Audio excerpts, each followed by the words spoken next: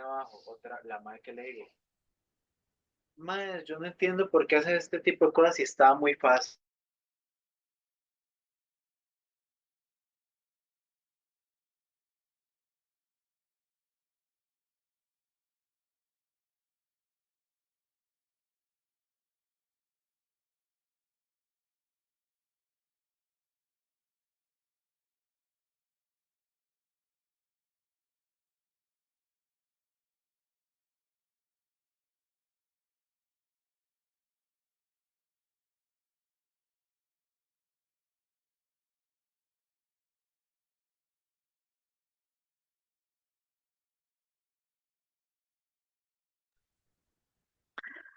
Buenas tardes. Vamos a dar inicio hoy a la última tutoría, donde vamos a estar viendo el tema 5 de la antología.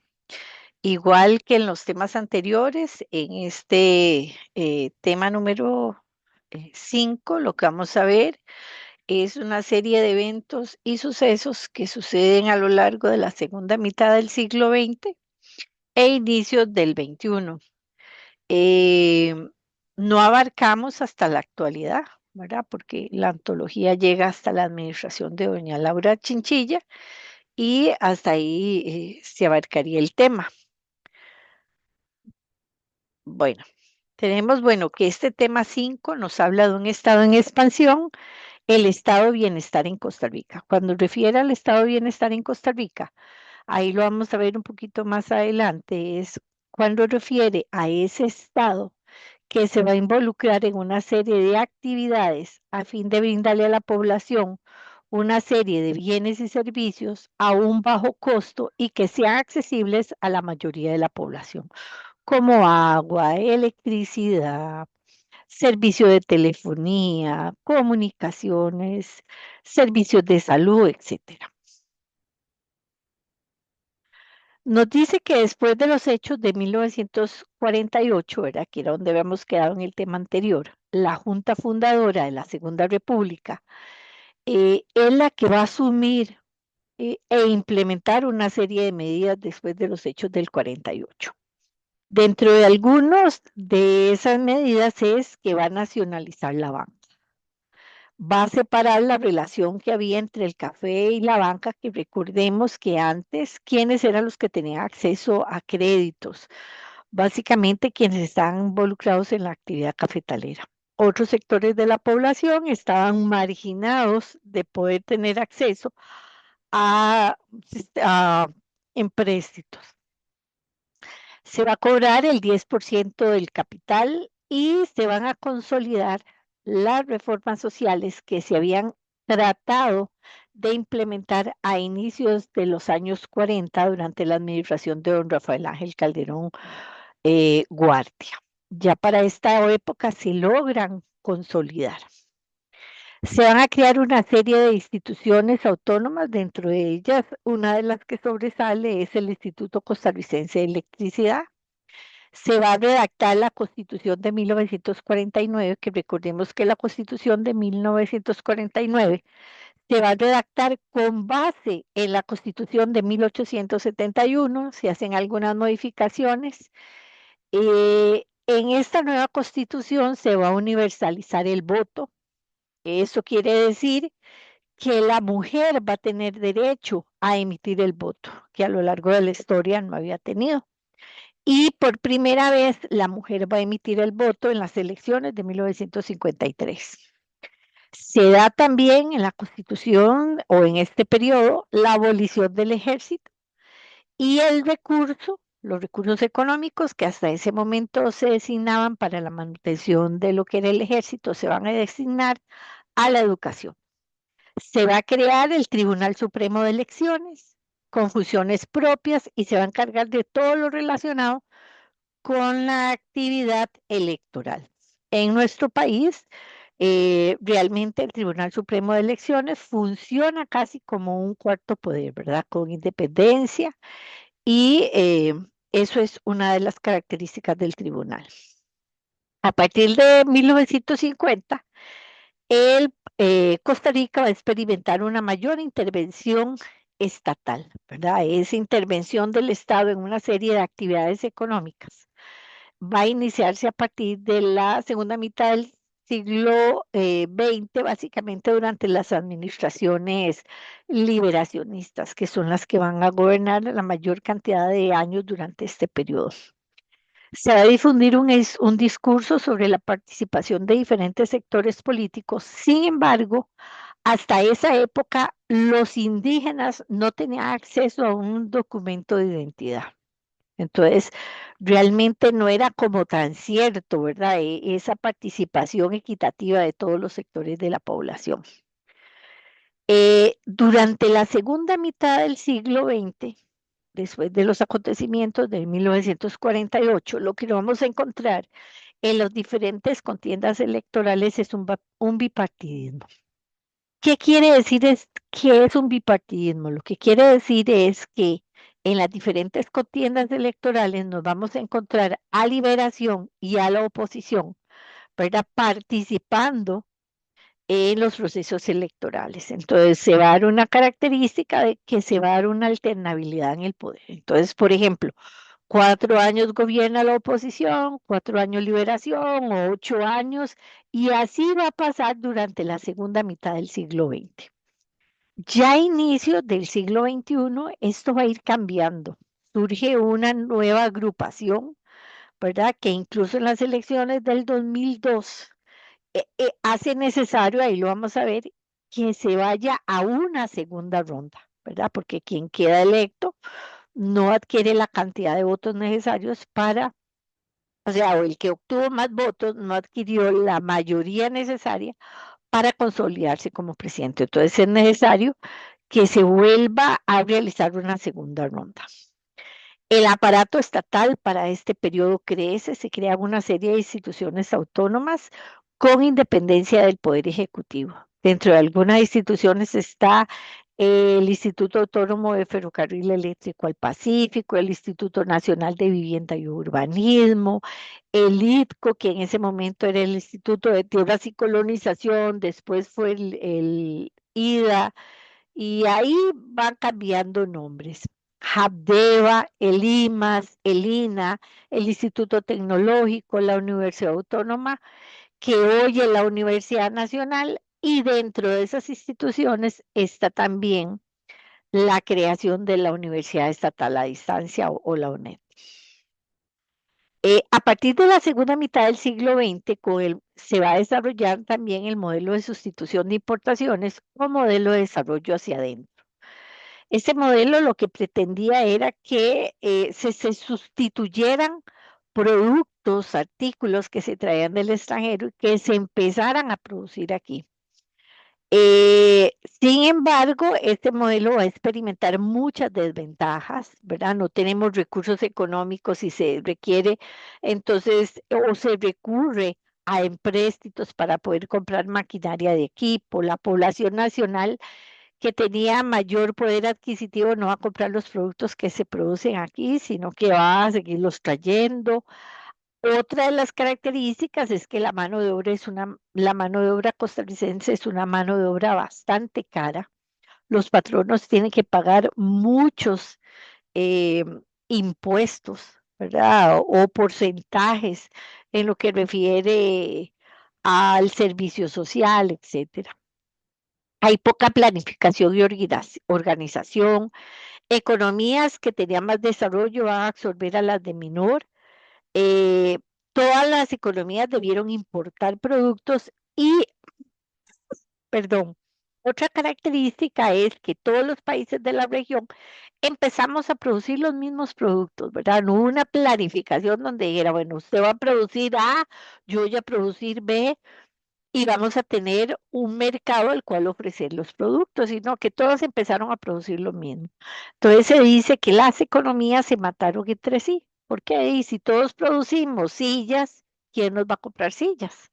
Aparte que producir una silla, por todo ese costo que implicaba maquinaria, mano de obra y todo eso, al final producir una silla era más cara que traerla. Entonces realmente el modelo no cumplió las expectativas que teníamos. Durante este periodo también vamos a ver algunos presidentes que llegaron al poder. Por ejemplo, en 1958 al 62 llegado Mario Echandi, con una práctica de una política fiscal y monetaria muy cautelosa. Surge la idea de unir a toda Centroamérica a través del mercado común centroamericano, ¿verdad? Esa teoría de que en bloque podemos competir mejor, ¿verdad? Entonces, a nivel, por ejemplo, de América se desarrolla el Mercosur, el CARICOM, ¿verdad? Y el mercado común centroamericano. Se reduce a través de ese mercado impuestos a productos que se generan y que se comercializan en la región. Otro de los temas es el entre los partidos políticos y el cambio institucional. Dice que las décadas posteriores a la Guerra Civil del 48 va a darse una participación política limitada. ¿Por qué se dice? Porque en la Constitución existe un artículo que se va a mantener hasta la década de los años 70 que prohibía o ilegalizó el Partido Vanguardia Popular. Esto implicaba que no podía participar ningún partido con esta ideología.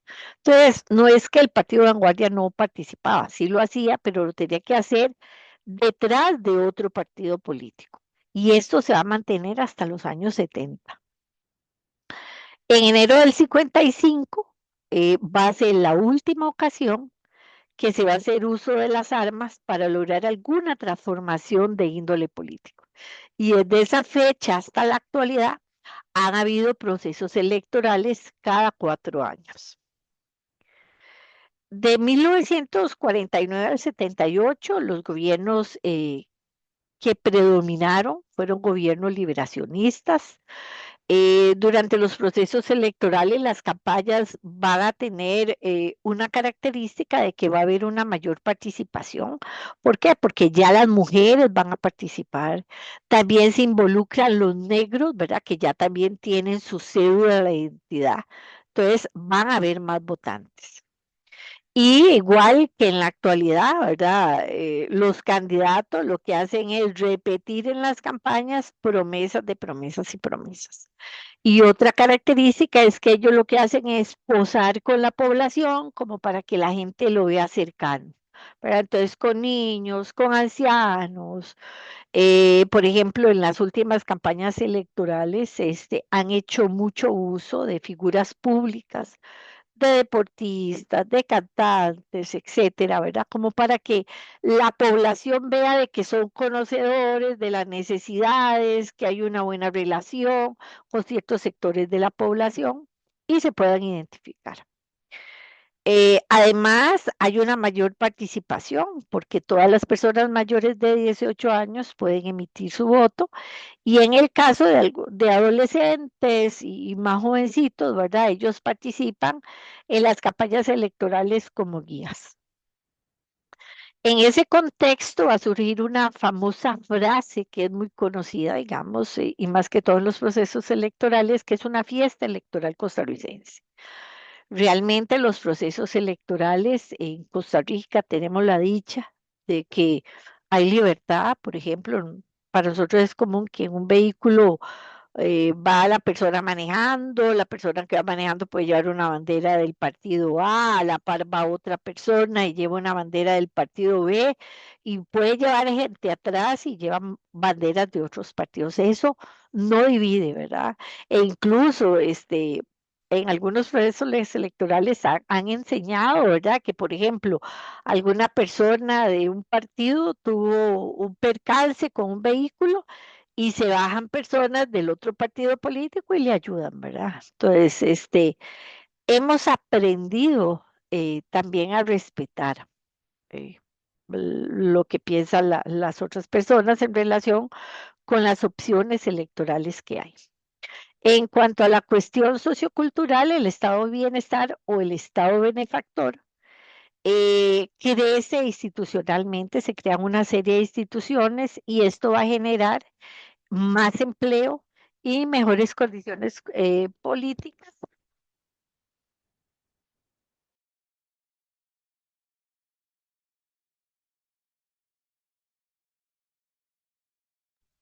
condiciones económicas y una política salarial agresiva. Se va modernizando la infraestructura, se procura que en la población haya un reparto más equitativo de la riqueza, se invierte en el bienestar social, en salud, en educación, en infraestructura, se crean comedores para niños, eh, se amplían los centros de salud y se amplía la cobertura. Recordemos que un inicio, cuando se crea la caja, la cobertura era el trabajador, primero el sector público, luego se amplía al privado y luego esa atención se extiende a su núcleo familiar. Y bueno, lo que hoy tenemos, que no solo es una salud curativa, sino es una salud preventiva, donde hay programas, por ejemplo, de vacunación desde que la mujer está embarazada, desde el momento en que el niño nace, hay un seguimiento, ¿verdad? Entonces eso permite que la población crezca porque mueren menos niños al nacer y la esperanza de vida o los años que viven las personas se extiende más. Se extienden los servicios de agua y electricidad y se habla de un nuevo desarrollo urbano. Dice que en la década de los 60 se inicia una expansión urbana donde se da una migración rural. Familias con ciertas condiciones económicas migran del campo a la ciudad en busca de mejores condiciones y mayores oportunidades para sus hijos. Llegan también campesinos que han sido desplazados de sus tierras, que se han visto obligados a vender sus tierras y al final lo único que tienen para ofrecer es su fuerza de trabajo. Entonces a este fenómeno se le llama descampesinización. En el caso de las zonas rurales, básicamente se le sigue asociando con la pobreza y además en estas zonas se va a dar un menor desarrollo a nivel general en vivienda, en salud, en educación, en servicios, etcétera. En el ámbito cultural, producto de la influencia externa, se van a dar algunas transformaciones que van a impactar a la juventud. Dentro de algunas de ellas podemos enumerar la Guerra Fría, ¿verdad? El conflicto aquel es un conflicto ideológico, un conflicto tecnológico que se da después de la Segunda Guerra Mundial entre los Estados Unidos y la URSS. Cada uno con su zona de influencia, ¿verdad? Nosotros nos encontramos en la zona de influencia de los Estados Unidos, donde cada potencia trata de ver cómo ingresa a esas zonas de influencia. Luego nos habla también de la Revolución Cubana, ¿verdad? Donde estaba Fulgencio Batista y había un descontento, llega Fidel Castro con el apoyo de los Estados Unidos, luego se establece y conocemos la historia, ¿verdad? De una dictadura que se mantuvo por muchos años y con un gran bloqueo por parte de los Estados Unidos. También nos habla de los procesos de integración centroamericana y la integración de bloques, ¿verdad? Que era lo que les decía yo hace un ratito, del mercado común centroamericano, del CARICOM, ¿verdad? Que era de los países del Caribe, del Mercosur, que abarca los países de Sudamérica, porque se piensa que en bloque es más fácil poder competir o involucrarse en el mercado comercial. También nos habla de la revolución en Occidente que va a transformar los gustos y las prácticas sexuales.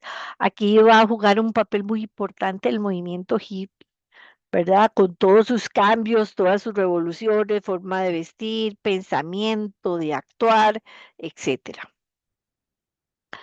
Luego de 1970 al 78 nos habla del Estado empresario y la crisis económica. Dice que a partir de los años 70 durante los gobiernos liberacionistas surge el Estado empresario. ¿Eso qué quiere decir? Bueno, que el Estado se va a encargar de administrar o ser el dueño de empresas. Una de esas empresas es CODESA, que es la Corporación Costarricense de Desarrollo, que va a tener una serie de subsidiarias en las cuales el Estado es el dueño.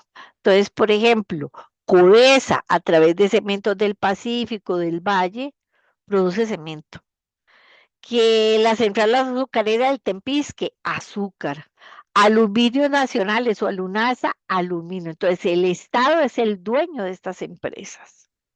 Ya en los años 90, 94, esa visión cambia, ¿verdad? Y el Estado empieza a privatizar esas empresas. Luego nos habla de la crisis económica que vive Costa Rica durante este periodo, básicamente producto de la devaluación del dólar y el aumento en los precios de los hidrocarburos, el precio del petróleo. Y las guerras en Centroamérica, donde se da la desintegración del mercado común centroamericano. Recordemos que estos periodos fueron periodos muy convulsos en Centroamérica, donde habían guerrillas, golpes, movimientos armados, etcétera. Entonces, fue un periodo bastante inestable durante este periodo. Al final de la década de los 70, Costa Rica se va a encontrar inmersa en una crisis bajo un estado que demandaba una importante cantidad de gastos y que no se tenía. En cuanto al camino a la estabilización electoral, dice que desde finales de la década de los 40 se implementa un nuevo modelo. Entonces dice que se van a consolidar partidos políticos ya no como sucedía antes, que era alrededor de una figura política, sino que son partidos con estatutos, con reglamentos, con proyectos a largo y mediano plazo, ¿verdad? Y para acceder al poder, el candidato que se postule tiene que tener el respaldo del partido. Entonces es lo que nosotros vemos donde hacen hasta un proceso electoral al interior de cada partido para poder elegir al candidato que lo va a representar. A partir de los 70 ya se permite oficialmente la participación del Partido Comunistas y va a participar a través del Partido Acción Socialista. Durante este periodo, también producto del crecimiento de la población, se van a dar dos fenómenos. Uno es la urbanización y la conurbanización, que refiere básicamente a lo que hoy conocemos como el gran área metropolitana. Y esto va a generar una serie de problemas, ¿verdad? Porque si hay más población, esta población demanda más bienes, más servicios públicos y también va a generar más contaminación, uso de suelos que antes se dedicaban a la agricultura, ahora se van a dedicar a la construcción de viviendas, urbanizaciones y las personas que viven en estos lugares van a demandar servicios de todo tipo, que el Estado tiene que suplir. Y también se van a destruir fuentes de agua, ¿verdad? Producto de toda la contaminación. A partir de la segunda mitad del siglo XX se toma conciencia de la presencia de otros sectores en la población y se van a crear instituciones que van a atender a esos grupos minoritarios como mujeres, niños, migrantes, etcétera. Luego nos habla del Estado neoliberal entre la crisis, el ajuste y la protesta. Y nos habla de la crisis de 1978 a 1982. Dice que en 1978 resulta electo Rodrigo Carazo Odio del Partido Coalición Unidad y llega al poder luego de 8 años de administración liberacionista. A don Rodrigo Carazo le corresponde afrontar una crisis muy severa a nivel económico, originada a nivel internacional. La caída del dólar, el aumento en los precios de los hidrocarburos, etcétera. Y con la finalidad de poder mantener a flote el país, busca préstamos en el Fondo Monetario Internacional. Sin embargo, ante las condiciones que este organismo le impone, él no acepta esas condiciones y al no aceptar las condiciones no hay empréstitos. Porque tenemos que recordar que el Banco Mundial, la Agencia Internacional de Desarrollo, el Fondo Monetario prestan dinero, pero ellos ponen las condiciones a través de las cuales se van a dar esos empréstitos. Entonces, por ejemplo, le dice, bueno, sí, usted ocupa 100 colones, sí, le prestamos 100 colones, pero usted tiene que reducir el aparato estatal, reducir el presupuesto que le da la educación, tiene que privatizar instituciones, tiene que cerrar instituciones, tiene que vender tal institución, etcétera. Entonces, don Rodrigo no aceptó esas condiciones. Al no aceptar esas condiciones, no hay préstamo, no hay dinero y entramos en crisis. ¿Verdad? Que, bueno, ahora más adelante vamos a ver cuando hablan de los famosos programas de ajuste estructural o PAE, ¿verdad? Que empiezan a darse durante la administración de Calderón Fournier, ¿verdad? Que esos programas de ajuste estructural responden a esos condicionamientos de los organismos internacionales que nos ponen para poderle dar préstamos. Y si nosotros no cumplimos, no hay plata. Algunas consecuencias de la crisis de 1980-82 es que se exporta menos de lo que se importa, se da una devaluación del colón con respecto al dólar, ¿verdad? El colón era 8.13 más o menos colones por dólar y llegó como a 100, ¿verdad? Eso es como que, bueno, como lo que nosotros hemos vivido años atrás, ¿verdad? Que hoy más bien el dólar, uno dice que está bajo, está que como a 504 o 5, pero lo tuvimos en 600, 602, ¿verdad? Pero eso es como que hoy nosotros nos acostemos en 505 colones y mañana nos levantemos en 1515. Imagínense en el impacto económico de ese aumento en la evaluación, ¿verdad? Que sufre el Colón a nivel económico, ¿verdad? Porque tenemos préstamos en dólar, mucha gente tiene préstitos en dólar, entonces, ¿cómo va a hacer frente a esa situación? Caen los salarios, aumenta la inflación, la riqueza se concentra en actividades agrícolas e industriales y va a aumentar la desigualdad social. ¿Por qué? Porque no va a haber una distribución equitativa. Luego llega la administración de don Luis Alberto Monge, nos habla de la reforma del Estado, el bipartidismo y la crisis regional. Incentiva el cultivo de productos no tradicionales con la finalidad de lograr una diversificación. Reactiva la inversión extranjera a través de maquilas y zonas francas y a estas zonas francas les concede una serie de beneficios, ¿verdad? Con tal de que vengan y se establezcan en el país. Pone en práctica los programas de ajuste estructural, que son ideas neoliberales para modernizar el Estado, la apertura económica y la reducción del Estado. Divulga un discurso de recuperación de la economía y de desarrollo hacia afuera, también un discurso de neutralidad respecto a conflictos que se estén dando en la región. Sin embargo, a cambio de ayuda de los Estados Unidos, permite que en la zona norte los contras realicen prácticas u operaciones, ¿verdad? Para 1984 se va la huelga bananera, que al fracasar afecta profundamente a los grupos de izquierda costarricense.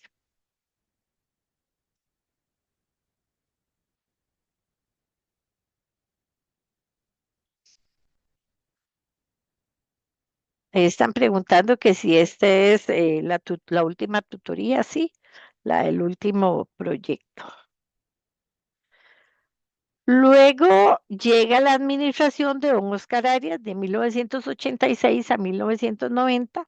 Va a ser un gobierno que mantiene una alianza con los Estados Unidos y básicamente don Oscar Arias durante esta administración se involucró en los procesos de negociación de los acuerdos de paz en Centroamérica, ¿verdad? Entonces, se hacen varias reuniones en Guatemala, aquí de Esquipulas 1, Esquipulas 2, que al final eso lo va a favorecer y se hace acreedor del Premio Nobel de la Paz, ¿verdad? A lograr concretar acuerdos entre guerrillas en los diferentes países de la región.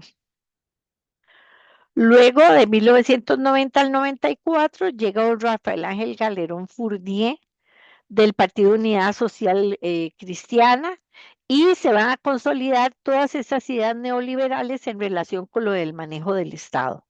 Se continúa con la privatización de algunas empresas, ¿verdad? Producto de toda esa imposición de organismos internacionales. Se privatizan instituciones como Codesa, Senpasa, Fertica. Se eliminan restricciones y regulaciones a la banca privada y a partir de este momento la banca privada también puede abrir cuentas de ahorro, que antes eso era prioridad o algo que era propio solo de los bancos estatales. Se expande la zona franca, se aprueba la ley que lo regula, se intensifica la corrupción. Yo pienso que no es que se intensifica, sino que hay mecanismos donde la población puede establecer denuncias, ¿verdad? Y después vamos a ver como varios expresidentes, ¿verdad? Son denunciados, algunos van a la cárcel, otros no, ¿verdad? Logran evadir la justicia, pero no es que se acrecenta, tal vez hay facilidades, ¿verdad? Por todos estos procesos de llegada de transnacionales, etcétera, pero corrupción ha habido a lo largo de la historia. Si no salimos, volvemos a entrar con el mismo link. Luego llega la administración de José María Figueres Olden del 94 al 98, establece el Pacto Figueres-Calderón. Esto es un pacto que se establece en el Congreso, ¿verdad? Entre los partidos mayoritarios, porque es la única forma de poder concretar proyectos en la Asamblea Legislativa. En los últimos años eso ha sido más difícil porque la Asamblea queda muy segregada, ¿verdad? Queda muy dividida. Concede más privilegios a la banca privada. Durante su administración se da el cierre del Banco Anglo Costarricense, uno de los bancos más antiguos, ¿verdad? Y durante su administración se da el cierre. Se dice que el cierre del Banco Anglo fue más alto el costo social que el costo económico. Emite la ley de cogeneración eléctrica. Esta ley lo que decía era que, pese a que nosotros producíamos electricidad, teníamos que comprar un porcentaje de electricidad a ciertas empresas privadas que hay en el país y lógico, esas empresas pertenecen a personas de ciertos apellidos, ¿verdad? Entonces, también por ahí. Se da la reforma en la estructura del Estado, genera el despido de empleados públicos, ¿verdad? Ahí se habla de la famosa movilidad laboral voluntaria, que eran aquellos empleados que querían irse, ¿verdad? Y cuando se llenó cierta cantidad de personas que se acogieron a la movilidad, pero faltaba llenar el cupo que se requería, entonces ya era una movilidad forzada. Sea el recorte que pusieron en riesgo los derechos de los trabajadores, básicamente en lo de las pensiones. Luego llega don Miguel Ángel Rodríguez, crea el Ministerio de Condición de la Mujer, promueve la ley de paternidad responsable. Dentro de su política resalta el triángulo de solidaridad donde van a trabajar en forma conjunta tanto el Estado, la municipalidad y la comunidad. Continúa con la apertura de la economía de Costa Rica o la economía costarricense al mercado exterior, promueve la ley de protección al trabajador, que realmente al final más bien el trabajador se ve afectado, y afronta en el 2000 enormes y organizadas protestas contra el proyecto denominado el Combo Easy, que decía que bueno, que si se privatizaban servicios como telefonía, comunicaciones, etcétera, y se iba a quebrar, ¿verdad? Y hoy en día eso está súper superado. Hoy tenemos en el mercado cualquier cantidad de empresas que venden servicios de telefonía y eso al final ha beneficiado al consumidor, ¿verdad? Porque cada empresa ofrece alternativas y el consumidor es el que elige, ¿verdad? Igual ha sucedido con los seguros. Se da el ajuste estructural por presiones externas. Costa Rica se alinea a las políticas de los Estados Unidos. Los años 80 y 90 se van a desarrollar ideas neoliberales y es el periodo donde se van a poner en práctica los programas de ajuste estructural, ¿verdad? Donde ellos a través de esos programas se da una apertura de la economía costarricense, donde permite el ingreso de transnacionales con grandes facilidades, la reducción del tamaño del Estado, incrementar la competitividad, disminuir la protección que le da el Estado a ciertos sectores de la economía y exonerar de impuestos a empresas extranjeras con la finalidad de que éstas vengan a establecerse en el país. Reduce la inversión del Estado para que el mercado sea el único regulador de las relaciones, ¿verdad? Que, por ejemplo, eso nosotros lo hemos visto muy claro, digamos, en el área de las comunicaciones, en el área de los seguros. El usuario es el que determina a quién le compra el servicio. Y para el desarrollo de los PAE, bueno, nos alineamos a las políticas del Fondo Monetario, la Agencia Internacional, el Banco Mundial. Durante ese periodo, Estados Unidos influye directamente en las políticas económicas que adopta tanto nuestro país como los países de América Latina. En este proceso va a contribuir la desintegración de la URSS, ¿verdad? De la URSS como nación, ¿verdad? Porque la ideología comunista sigue manteniéndose hasta la actualidad, ¿verdad? La situación de guerra en Centroamérica y los procesos de democratización y los deseos de integrar América Latina bajo un proyecto de intercambio, ¿verdad? Que básicamente. En cuanto a la política y la realidad social, dice que los años 90 al 2002 agravan las políticas neoliberales con la finalidad de poder complacer a los Estados Unidos. Se aseguran negocios de ciertas grupos privados, se dan migraciones e inmigraciones y quienes migran no cumplen las expectativas y entonces esto al final lo que va a generar es el surgimiento de zonas marginales, ¿verdad? Y esto lo hemos visto en los últimos años que se ha agravado y lo que hemos vivido el año pasado y este año, como vamos, ¿verdad? Una violencia que se vive y una inseguridad total. De cara al siglo XXI, la apertura comercial entre la integración en los tratados de libre comercio, ¿verdad? Una de las políticas es esa apertura comercial. A la fecha se han firmado muchos tratados comerciales. Sin embargo, cuando se firmó el Tratado de Libre Comercio con los Estados Unidos, fue necesario llevarlo a un referéndum para que la población determinara si se firmaba o no se firmara. ¿Verdad? Yo siempre pensé que no se iba a firmar, pero ganó el sí. ¿Verdad? Luego ya se han firmado tratados con otros países, ¿verdad? Y que no han generado mucho problema. En cuanto a la crisis del bipartidismo y el desencanto, dice que para las elecciones del 2002 surge el PAC como una nueva opción. Se hizo un proceso de crisis del bipartidismo. Ya hoy en día no tenemos un bipartidismo, ¿verdad? Hay muchos partidos, incluso en los últimos procesos electorales, quienes han resultado electos son candidatos de este partido, ¿verdad? Acción Ciudadana. Luego, otra característica es que la asamblea continúa siendo dividida y eso dificulta poder llegar a acuerdos en la asamblea. Se van a dar los escándalos de algunos expresidentes como Calderón Fournier, Figueres Olsen y Rodríguez Echeverría. Luego llega por segunda vez don Oscar Arias del 2006 al 10 y previo a que pueda ser reelegido es necesario que se haga una modificación en la constitución política y esto hoy en día tiene a varios expresidentes de la República con deseos de volver a llegar al poder, incluyendo eh, eh, algunos de los presidentes cuestionados. Se le criticó por la declaratoria de interés nacional y aprobar la explotación de minería a cielo abierto en Cruzitas.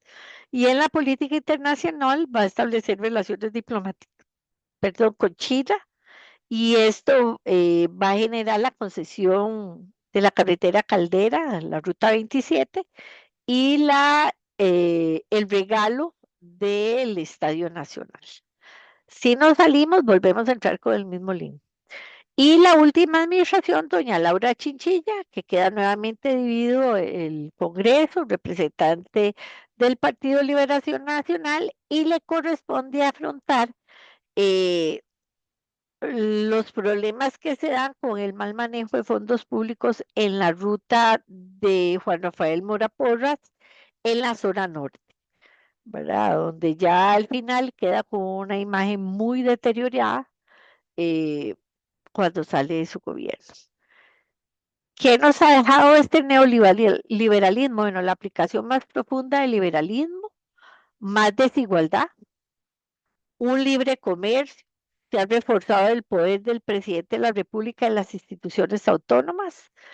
En la sociedad se ha generado un consumo desenfrenado, ¿verdad? Nosotros somos una sociedad sumamente consumista y se da la explotación de recursos naturales y humanos sin control. Ahí hay una doble moral. Hablamos de protección del medio ambiente, pero explotamos sin medida.